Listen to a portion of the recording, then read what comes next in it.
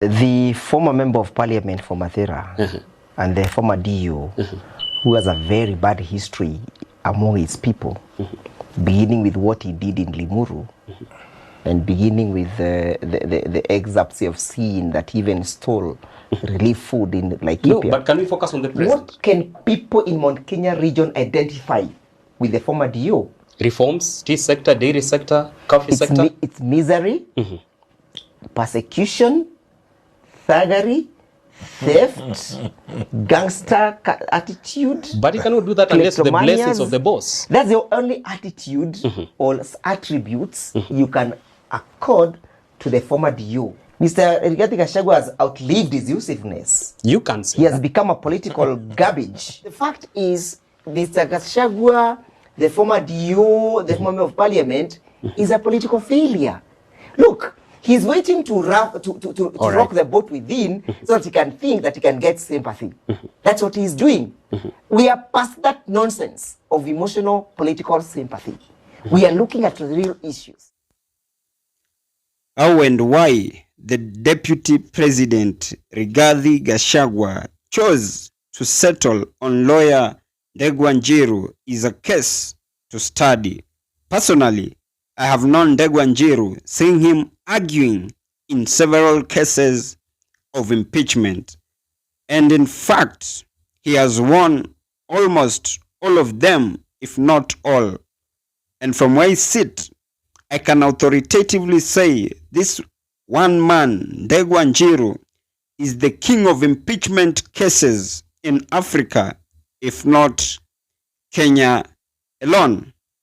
Now, Kenyans should just wait and see how Ndegwa Njiru is going to shred that impeachment case into smithereens when they meet on the floor of the House.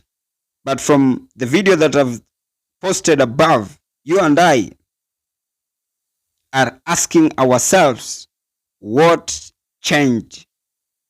Of course, we are all after money and in a bid to fight poverty. But there are also some other reasons of which I am going to state below.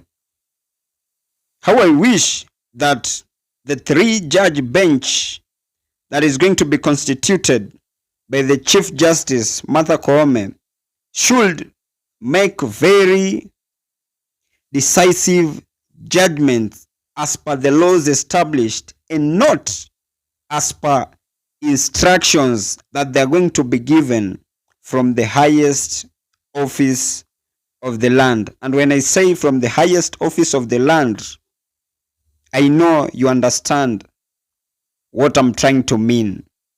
I am honestly very eager to see the prosecuting member of parliament, Mwengi Mutuse, how Ndegwa Njiru is going to barbecue him, and of course Mutuse shall not believe. If there's one thing that I'm sure of, is that Ndegwa Njiru is going to tackle Mwengi Mutuse in a manner that many, including Mwengi, shall not believe. Now, Ndegwa Njiru has times above numbers attacked the Deputy President Rigathi Gachagua, going to an extent of he demonizing him. But now, here he is. He had to put all their differences aside so that they can fight the common enemy. And in this context, the common enemy, you and I are alive to the fact that both Ndegwa and the DP have only one common enemy, and the common enemy is none other than President William Samoei Ruto. And from Ndegwa Njiru's act or move, that is a common move in the game of politics. Yesterday, people like, it is just the other day that people like Ali Hassan Joho, the former Mombasa governor, and people like John Mbadi were leading from the front in criticizing the Kenya Kwanza government. But here we are today. They are the same individuals to whom are currently dancing to the tune of the same Kenya Kwanza government. And of course, in politics, that is something of normalcy because it happens each and every time. That is why when you're getting into politics, you're told that there are no permanent enemies or friends in politics. However, from where I sit, I see a string of possibilities that the Deputy President, Rigathi Gachagua, chose to hire Ndegwa Njiru because, one, he is familiar with these impeachment cases. Because you and I have seen him on live broadcast tackling a number of impeachment cases before the Senate. So that may be a ground as to why the DP hired him. Another reason is that he could have also decided to hire him so that no other team shall. And if I'm speaking of other team, your guess is as good as mine. The other team could be the one on the prosecution side, of which to tackle that, they had to counterattack by poaching Ndegwa Njiru. Or another reason is that due to the Murima factor, Rigathi chose to hire Ndegwa Njiru.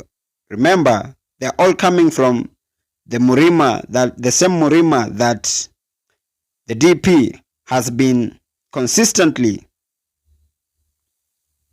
defending.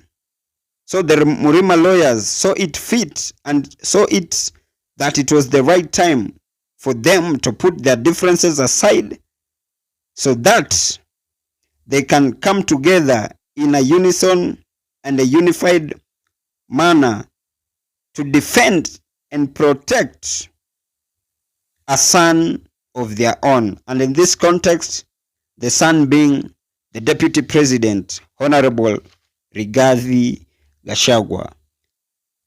And as I come to the penultimate part of this video, let us just sit and wait to see the decision of the 3-judge bench that the CJ is going to form so that it could make a decisive judgment in this case. And by any chance, if you're watching me for the very first time, you can just consider hitting on the subscribe button. If you've been watching my videos and you have not subscribed, you can as well feel free to click on the subscribe button. Thank you, and may God bless you.